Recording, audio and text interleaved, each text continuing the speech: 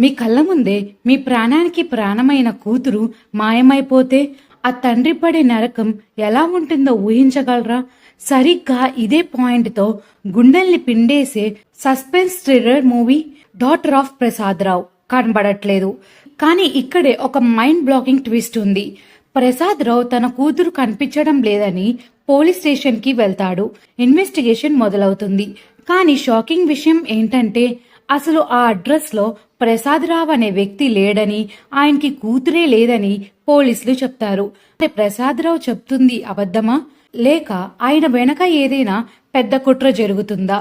Case లోపలికి వెళ్తున్న కొద్దీ అక్కడ ఒక మర్డర్ మిస్టరీ బయటపడుతుంది. ఎవరో కావాలనే ఎవిడెన్స్ ని మాయం చేస్తున్నారు.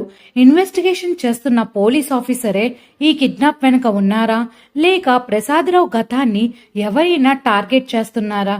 చివరి 10 నిమిషాల్లో వచ్చే ట్విస్ట్లు తెలిస్తే మీరైతే ఖచ్చితంగా షాక్ అవుతారు. ట్విస్ట్ల మీద ట్విస్ట్లు ఇచ్చే ఈ అదిరిపోయే థ్రిల్లర్ ఫిలిం అయితే ఇప్పుడు జీ5లో స్ట్రీమ్ అవుతుంది. మిస్ కాకుండా చూసేయండి.